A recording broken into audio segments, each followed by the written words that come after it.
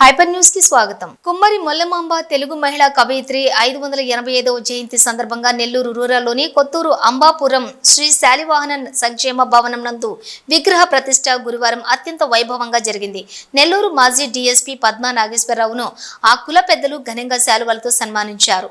ఈ కార్యక్రమంలోని మొల్లమాంబ బిడ్డ BC welfare అధికారి పైడిమల్లి వెంకటలక్ష్మి, ప్రముఖ రచయిత పెరుగు రామకృష్ణ, గుమ్మడిదల శివనారాయణ, ప్రముఖ రచయిత టేకుమళ్ళ వెంకటప్పయ్య, మొల్ల పరిశోధకులు మన్నేపల్లి శివశంకరయ్య, మొల్ల తిరుపతి జిల్లా అధ్యక్షులు గూడూరు వెంకటేశ్వర్లు, నెల్లూరు మాజీ డీఎస్పీ పద్మా నాగేశ్వరరావు తదితరులు పాల్గొన్నారు.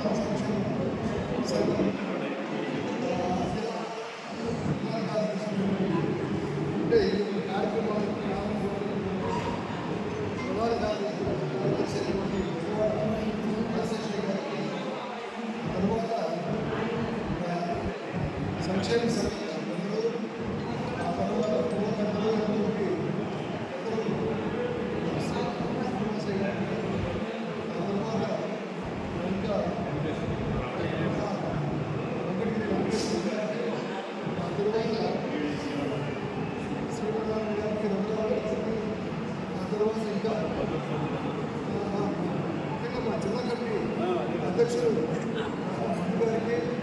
అందరికీ కూడా నా యొక్క హృదయపూర్వకమైనటువంటి ధన్యవాదాలు తెలియజేస్తున్నాను. రాస్తారా చేతగదిగా చాలా మాట్లాడారు. మళ్ళీ ఛాలెంజింగ్గా తీసుకొని వెంటనే మళ్ళీ పద్యం రూపంలో కవితలు ఎలా రాయాలని కొంత నైపుణ్యం సంపాదించుకొని మళ్ళీ మొదలుపెట్టి జస్ట్ 5 days అది కూడా. ఒక పక్క శ్రీకంఠ మల్లేశ్వర స్వామి టెంపుల్లో పూజలు, వాళ్ళ నాన్న పూజలు చేస్తున్నారు, నాన్నగారు తాతగారు. ఈమె ఒక పక్క బయట కూర్చొని 5 days కంటిన్యూస్గా మొత్తం రచనలు దాదాపు చరిత్రలో చెప్పినట్టు 800, 500 ఎగ్జాక్ట్ నెంబర్ తెలియదు. ఆ నెంబర్లో ఆ పద్యాలతో రామాయణం మొత్తాన్ని రచించేసింది. సో ఈ ప్రాసెస్ అంతా చూస్తే ఎంత మెంటల్గా స్ట్రెంగ్త్ ఉండాలి ఇన్ని విమర్శలు తట్టుకొని చేయడానికి. నాకైతే ఒక కవయిత్రి కంటే ఒక సంఘ సంస్కర్తగా అనిపిస్తుంది మొల్లమాంబ. సో ఎంతో మంది స్త్రీలని ఆమె తర్వాత కొంతమంది ముందుకొచ్చి రాశారు, రచనలు చేశారు. అన్నమాచార్య వాళ్ళ భార్యలు ఉన్నారు, వాళ్ళకి ఆదర్శం అని చెప్తారు. సో ఇట్లా ఒక సంఘ సంస్కర్తగా అనుకోవచ్చు. ఆ కాలంలోనే అంత సాంఘిక పరిస్థితుల్ని ఎదిరించిన స్త్రీగా కావచ్చు, ధైర్యమూర్తిగా కావచ్చు, చాలా ఇన్స్పిరేషన్ అందరికీ కూడా. అందుకే ఒక కమ్యూనిటీకి కన్ఫైన్ చేయకుండా అందరికీ కూడా ఒక ఆదర్శవంతమైన మహిళగా మనం చెప్పుకోవచ్చు. అండ్ ఈ రామాయణం మొల్ల రామాయణం రాసిన తాళపత్ర గ్రంథాలు ఒరిజినల్స్ కూడా ఇంకా స్టిల్ కడప సిటీ గ్రౌండ్ లైబ్రరీలో ఉన్నాయి. ఎవరైనా కావాలంటే చూడొచ్చు. ఆ మ్యూజియంలో చాలా సేఫ్గా పెట్టారు. అండ్ దాని తర్వాత దాని కాపీస్ చేసి బుక్స్ పబ్లిష్ చేశారు. ఇందాక కూడా చూశాను అక్కడ, నేను మొల్ల రామాయణం బుక్స్ చూశాను. ఆ తర్వాత పబ్లిష్ అయ్యి ఒరిజినల్గా మొల్లగా రాసిన రామాయణం ప్రతులు సిటీ బ్రౌన్ లైబ్రరీలో స్టిల్ ఈరోజు కూడా అవైలబుల్గా ఉన్నాయి. కాబట్టి మనము గొప్ప గొప్ప వాళ్ళ చరిత్రలు తెలుసుకుంటున్నప్పుడు, వాళ్ళ గురించి ఇట్లా ఫంక్షన్స్ చేసుకుంటున్నప్పుడు గమనించుకోవాల్సింది ఒకటే, ఆ రోజు ఎలాంటి ఫెసిలిటీస్ లేని టైంలోనే ఇంత మంచి పనులు చేశారు, ఇంత శ్రమ పడ్డారు. ఈరోజు మనకు అన్ని కంఫర్ట్స్ ఉన్నాయి, మన దగ్గర లేదు. సో దాన్ని మిస్యూజ్ చేయకుండా ఏదైనా ఇతరులకు రామాయణం రచించడం అనేది ఆబ్వియస్లీ ఒక సేవే. ఎందుకంటే రామాయణ కావ్యంలో ఉన్న మంచి విషయాలు కనుక ప్రజలందరికీ చేరవేస్తే వాళ్ళ మైండ్ సెట్ కూడా మారుతుంది, చాలా పద్ధతిగా చక్కగా తయారవుతారు. అంత బాగుంటుంది రామాయణం. కాబట్టి అది కూడా ఒక సేవే. సో మనం కూడా ఇప్పుడున్న రిసోర్సెస్ని యూజ్ చేసుకొని ఇట్లాంటి వాళ్ళందరినీ ఆదర్శంగా తీసుకొని, ఎస్పెషల్లీ లేడీస్ ఆదర్శంగా తీసుకొని అనుకున్నది సాధించాలి, మంచి పనులు అనుకున్నది సాధించాలని మనస్ఫూర్తిగా కోరుకుంటున్నాను. ఇంకొకటి పెద్దలు కొన్ని చెప్పారు ఇందాక. ఒకటి మన కలువాయి మండలంలో ఉన్న ల్యాండ్లో మొల్ల స్మృతివనం పేరుతో ఒకటి చేయమని చెప్పారు. దానికి కొంచెం నాకు రిప్రజెంటేషన్ ఇచ్చారంటే మీరు చేయడానికి కొంత రిప్రజెంటేషన్ ఇస్తే మొల్ల జయంతి సందర్భంగా ఇలా ఇచ్చారని చెప్పేసి నేను ఏదైనా ప్రాసెస్ చేస్తాను. ఈ అవకాశం ఇచ్చిన అందరికీ కూడా, ఇక్కడికి వచ్చి విజయవంతం చేసిన అందరికీ కూడా మరొకసారి హృదయపూర్వకంగా ధన్యవాదాలు తెలియజేస్తున్నాను. మనం ఈరోజు ఇక్కడ నిర్వహించుకుంటున్నాం. భక్తులందరూ చాలా అద్భుతంగా మొల్లమాంబ గురించి చెప్పారు. సో ఇందాక భక్తులు చెప్పినట్లు ఈరోజు మొల్లమాంబ జయంతిని ఇలా నిర్వహించుకోవటానికి కారణం, ఆమె కేవలం ఒక కమ్యూనిటీకి కన్ఫైన్ చేయకూడదు. రాష్ట్ర వ్యాప్తంగా రాష్ట్ర పండుగ ఈ జయంతి ఉత్సవాలను నిర్వహించమని చెప్తున్నారు. దాని అర్థం ఏంటంటే కేవలం ఒక కులానికో ఒక మతానికో చెందిన వ్యక్తిగా మనం పరిగణించకూడదు. చాలామంది భక్తులు ఇందాక అన్నారు 585 సంవత్సరాలు. జనరల్గా మనిషి ఆయుష్ 100 ఏళ్ళు అంటారు. ఆ మనిషి చనిపోయిన తర్వాత 4-5 సంవత్సరాలు కూడా ఎవరికి గుర్తుండరు. అట్లాంటిది 585 సంవత్సరాల కిందట పుట్టి ఈ రోజు కూడా మనం పుట్టినప్పటికీ ఈ రోజు కూడా మనం మాట్లాడుకుంటున్నాము అంటే ఆమె గొప్పతనం మనం అర్థం చేసుకోవచ్చు. సో ఇప్పుడు చూస్తున్నప్పుడే గర్ల్స్ ఎడ్యుకేషన్కి అంత ప్రయారిటీ ఉండట్లేదు. ఇంకా కొన్ని రిమోట్ విలేజెస్లో కాలానికి కొద్దీ కొంత మార్పు వస్తున్నప్పటికీ కూడా టిల్ టుడే ఈవెన్ దాదాపు 600 సంవత్సరాల తర్వాత కూడా గర్ల్స్ ఎడ్యుకేషన్ని అంత సీరియస్గా తీసుకొని ఫ్యామిలీస్ ఉన్నాయి. విలేజ్ లెవెల్ కొన్ని టౌన్లో ఉన్నాయి. సో పెళ్ళే పరమావధిగా ఆలోచిస్తున్న తల్లిదండ్రులు ఉన్నారు. అట్లాంటిది 600 సంవత్సరాల కిందట అసలు చదువుకోవటం ఏంటి, రచనలు చేయటం ఏంటి ఊహకు కూడా అందదు. మనకైతే ఊహకు కూడా అందదు. అండ్ ఇప్పుడే ఎంత పురుషాధిక్య సమాజం ఈ రకంగా ఉందంటే ఆ కాలంలో అసలు నోరు కూడా ఎత్తనిచ్చేవాళ్ళు కాదు. ఎలాగంటే అప్పుడున్న సిచ్యుయేషన్స్కి అప్పర్ క్యాస్ట్ లోవర్ క్యాస్ట్ అనేవి ఉండేవి. లోవర్ క్యాస్ట్ కంటే ఇంకా లో సోషల్ స్టేటస్లో లేడీస్ ఉండేవారు, అప్పుడు స్త్రీలను ఉంచేవారు. అయినప్పటికీ కూడా ఎంతో ధైర్యంగా, ఇప్పుడు చదువుకోవడం పెద్ద విషయం కాదు, అప్పట్లో ఆమె చదువుకోవడం అంటేనే అసలు ఎంత వ్యతిరేకత వచ్చి ఉంటుంది సమాజం నుంచి, వాళ్ళ కుటుంబానికి కానివ్వండి ఆమెకు కానివ్వండి. అయినప్పటికీ ఆ ధైర్యంగా నిలబడడం చాలా గొప్ప విషయం.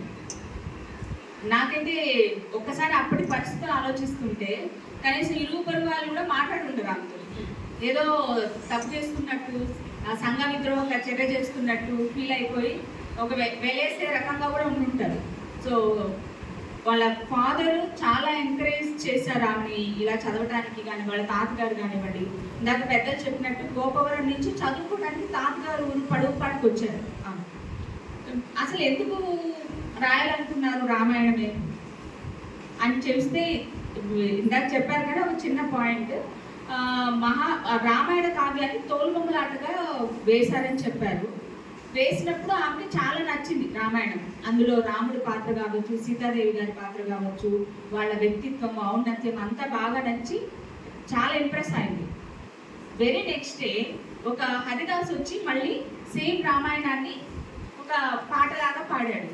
ఆమె ముందు రోజు విన్న తోలుబొమ్మ నాటకానికి నెక్స్ట్ డే హరిదాసు పాడిన ఆ రామాయణ చరిత్రకి డిఫరెన్స్ బాగా ఉంది, చాలా ఉంది.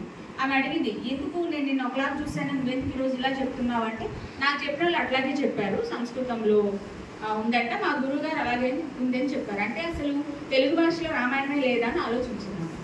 సో తెలుగు ప్రజలందరికీ కూడా తెలుగు భాషలో రామాయణం అందుబాటులోకి రావాలి, ఇంత గొప్ప కావ్యం అని చెప్పేసి చెప్పేసరికి అప్పటికే నీకెందుకు ఇవంతా, నీకు అవసరమా, పెళ్లి చేస్తారు గమ్ముగా వెళ్ళిపో, ఇలాంటి మాటలు మాట్లాడారు. బట్ వాళ్ళ నాన్నగారు ఏం చేస్తాం మరి అంటే, నేను నేర్చుకుంటాను, నేను నేర్చుకుని రామాయణం రాస్తాను. ఇక్కడ రెండు విషయాలు, తెలుగులో రామాయణం రాయడానికి తెలుగు ఒకటి నేర్చుకుంటే సరిపోదు. అది సాంస్క్రిట్ నుంచి ట్రాన్స్లేట్ చేయాలి, సంస్కృతం నుంచి ట్రాన్స్లేట్ చేయాలి, అంటే సంస్కృతం కూడా రావాలి. సో రెండు అదే పనిగా సంస్కృతము తెలుగు రెండు నేర్చుకొని వాళ్ళ తాతగారి దగ్గర నుంచి తిక్కనకు సంబంధించిన వారసులు కొంత హెల్ప్ చేశారంట. వాళ్ళ దగ్గర నేర్చుకొని మళ్ళీ ఊరికి వచ్చేసి జస్ట్ 5 daysలో వచన రామాయణం రాశారు. వచన రామాయణం అంటే మనం ఏం మాట్లాడుతున్నామో ఆ విధంగా చాలా హేళన చేశారు అందరూ కూడా. నువ్వు ఆడదాన్ని కాబట్టే నీకు పద్య రూపంలో రాయదు. అప్పుడు కవితలు రచనలు అంటే అన్ని పద్య రూపాలి, ఎవరికి కూడా మామూలు మనం మాట్లాడే వచన భాష ఉండేది కాదు.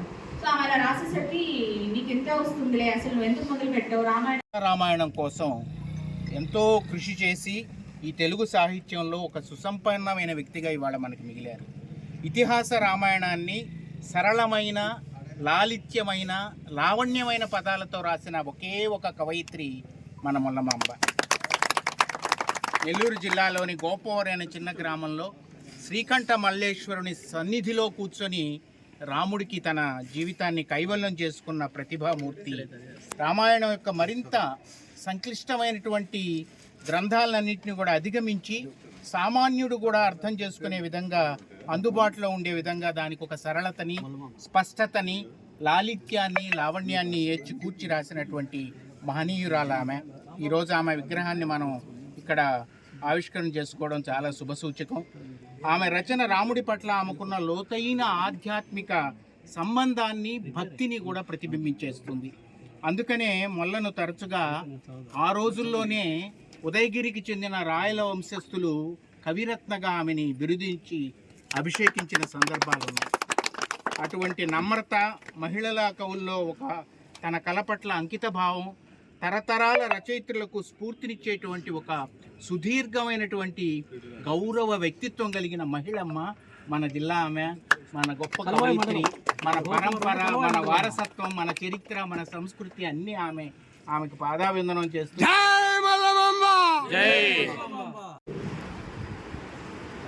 బీసీ వెల్ఫేర్ ఆఫీస్లో మన మొల్లమాంబ జయంతిని కండక్ట్ చేయడం, అందులో మన మేడం గారే ఉండడం చాలా సంతోషం అనిపిస్తుంది. వేరే కంపెనీ అయి ఉంటే మనం కోఆపరేట్ చేస్తారో తెలియదు కానీ మన మేడం గారు ఉన్నారు కాబట్టి చాలా ఫీల్ అయ్యారు. అందులో అక్కడ మన కళ్యాణ మండపం దగ్గరికి వచ్చినప్పుడు కూడా మా నాయన ఫీలింగ్ మేడం గారు ప్రతి క్షణంలో కూడా మనకు కనిపించింది.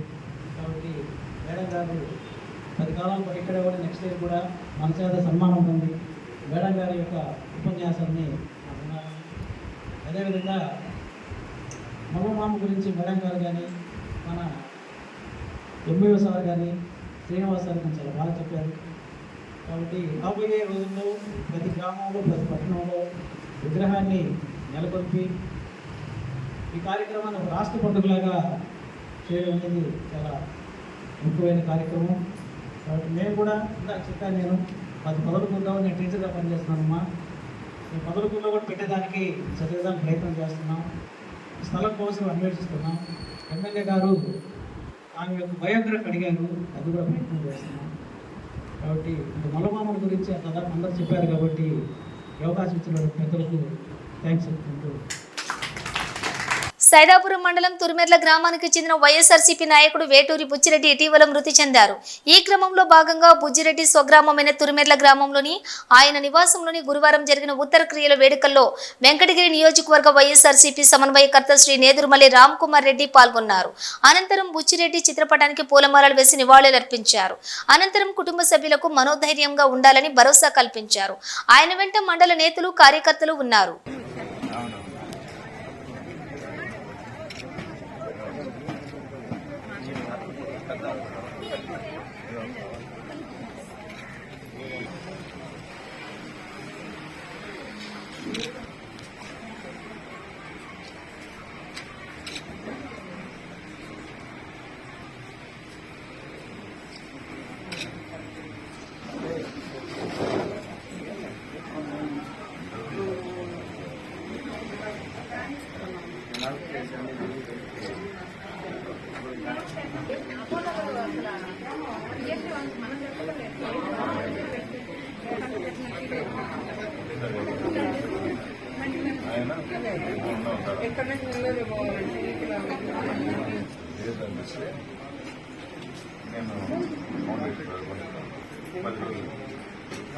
కన్ఫర్మ్ చేసి నాకు చెప్తామని అడిగినా సార్ వచ్చేసింది సార్ బాగా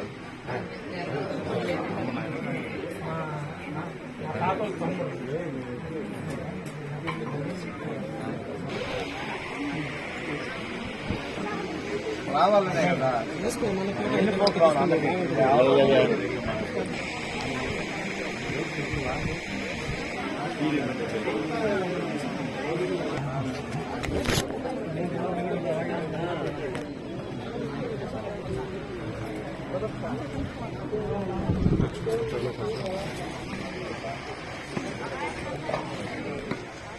గూడూరు పట్టణంలోని శ్రీ అలగనాథ స్వామి దేవస్థానంలో వార్షిక బ్రహ్మోత్సవాలు వైభవంగా సాగుతున్నాయి.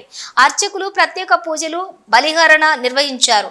స్వామివారు హనుమంత వాహనంలోని భక్తులకు దర్శనమిచ్చారు. పట్టణ పురవీధిలో గ్రామోత్సవం సాగింది. భక్తులు గోవింద నామస్మరణ చేస్తూ స్వామివారిని దర్శించుకొని తీర్థ ప్రసాదాలు స్వీకరించారు.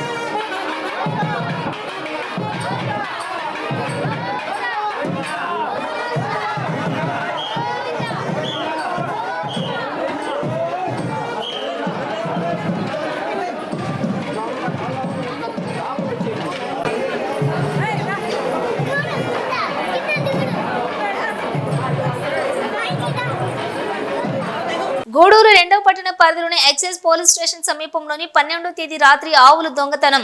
కొందరు ముసుగు ధరించిన వ్యక్తులు ఆవులను దొంగతనం చేయటం సమీపంలో ఉన్న సీసీ కెమెరాలో రికార్డ్ అయింది. అయితే వీరంతా నల్ల చొక్కాలు, మాస్కులు ధరించి ఉండటంతో వారిని గుర్తించేందుకు పోలీసులకు సవాలుగా మారింది. ఒక కారులో వచ్చిన ఈ వ్యక్తులు ఆవును దొంగతనం చేయడం సీసీ కెమెరాలో రికార్డైన దృశ్యాలను సేకరించిన పోలీసు వారు కేసు నమోదు చేసుకుని వారి కోసం గాలిస్తున్నారు.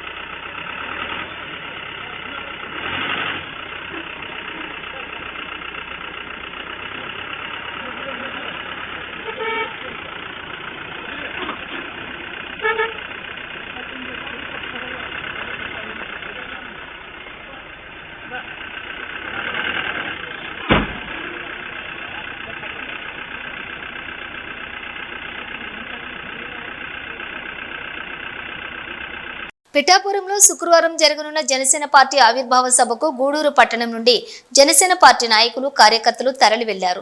గూడూరు పట్టణంలోని టవర్ క్లాక్ సెంటర్ నుండి చలో పిఠాపురం కార్యక్రమానికి జనసేన పార్టీ నాయకులు కార్యకర్తలు బస్సులు మరియు పలు వాహనాల్లో తరలి వెళ్లారు.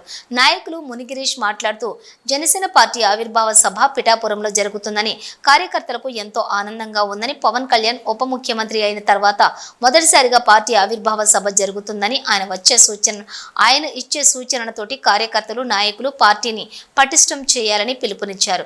ఈ కార్యక్రమంలోని పేటేటి చంద్రనీల్, ఇంద్రవర్ధన్, నయీం, సూర్య తదితరులు పాల్గొననున్నారన్నారు. రేపు మార్చి 14వ తారీఖు పిఠాపురంలో జరిగేటువంటి జనసేన పార్టీ 11వ ఆవిర్భావ సభకు గూడూరు నియోజకవర్గం నుంచి మన తిరుపతి జిల్లా అధ్యక్షులు, తిరుపతి ఎమ్మెల్యే అయినటువంటి ఆర్ఎన్ శ్రీనివాసులు గారు, అలాగే టిట్కో చైర్మన్ మాకు మార్గదర్శి అయినటువంటి అజయ్ కుమార్ గారు సూచనల మేరకు ఈరోజు గూడూరు నియోజకవర్గం నుంచి 2 బస్సులు, 1 టెంపో, 2 కార్లు, ట్రైన్లో సుమారు 150 మంది కార్యకర్తలు అందరం కూడా బయలుదేరి ఈ సభకు బయలుదేరి వెళ్తూ ఉన్నాం. ఈరోజు ఈ టవర్ క్లాక్ సెంటర్ నుంచి అందరం కూడా ఇక్కడి నుంచి బయలుదేరుతున్నాం. ఈ సభని విజయవంతం చేసేందుకు గూడూరు నియోజకవర్గం తరఫున మా వంతుగా మా ప్రయత్నాలు చేస్తాం. అన్ని మండలాల నుంచి కూడా చిల్లకూరు, చిట్టమూరు, కోట, వాకాడు, గూడూరు టౌన్ అన్ని నుంచి కూడా మేమందరం కూడా బయలుదేరి వెళ్తున్నాం. పవన్ కళ్యాణ్ గారు డిప్యూటీ సీఎం అయిన తర్వాత ఈరోజు మొట్టమొదట జరిగేటువంటి ఆవిర్భావ సభ కాబట్టి చాలా ఆనందంగా, సంతోషంగా ఈ సభకు అందరూ కూడా హాజరవుతున్నారు. జయప్రదం అవుతుందని చెప్పి ఆశిస్తూ ధన్యవాదాలు. అందరికీ నమస్కారం. రేపు జనసేన పార్టీ యొక్క ఆవిర్భావ దినోత్సవం సందర్భంగా జరగబోయే మన పిఠాపురంలో జరగబోయే ఆవిర్భావ సందర్భంలో గూడూరు నియోజకవర్గం నుంచి జన సైనికులందరూ రేపు పాల్గొనబోతున్నాం.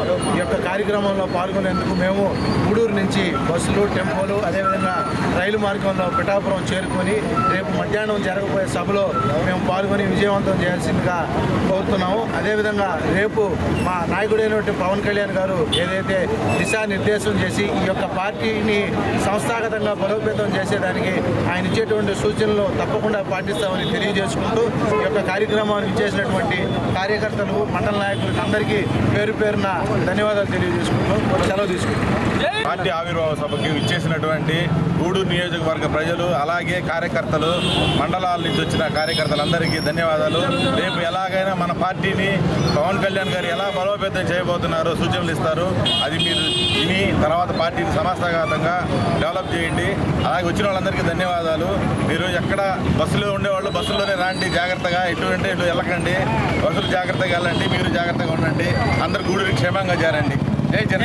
పిఠాపురం ఈరోజు 11 సంవత్సరాలు కంప్లీట్ అయ్యి 12వ సంవత్సరాల్లో అడుగు పెడుతున్న మన నాయకుడు డిప్యూటీ సీఎం పవన్ కళ్యాణ్ గారు, జనసేన పార్టీ అధినేత పవన్ కళ్యాణ్ పిలుపు మేరకు ఈరోజు ఇక్కడి నుంచి గూడూరు నుంచి సుమారు 150 మంది 2 బస్సులు, 1 టెంపో, 2 కార్లుగా మరియు కొంతమంది ట్రైన్లో కూడా వెళ్తూ చాలా ఆనందంగా ఉంది. ఇది మన భవిష్యత్తు కాదు, మన బిడ్డల భవిష్యత్తు కోసం అడుగు వేసిన మన నాయకుడు ఒక్క అడుగుతో ఈరోజు లక్షల అడుగులు వేసుకుంటూ ఈరోజు ఇంత పెద్ద సక్సెస్ఫుల్గా నడుపుతున్న మా పార్టీకి ఇంతమంది రావటం అనేది చాలా ఆనందం ఉంది. దీనిలో ముఖ్య భాగంగా మన మండలాల నుంచి ప్రతి ఒక్కరు వచ్చి ఈరోజు మనది మన పార్టీ అని చెప్పి అందరూ కలుపుకొని పోయి ఈరోజు ఇంత విజయవంతం చేసిన ప్రతి ఒక్కరికి పేరు పేరున నా ధన్యవాదాలు తెలుపుకుంటూ జై జనసేన. ఇవే బులెటిన్ డీటెయిల్స్ చూస్తూనే ఉండండి హైపర్ న్యూస్.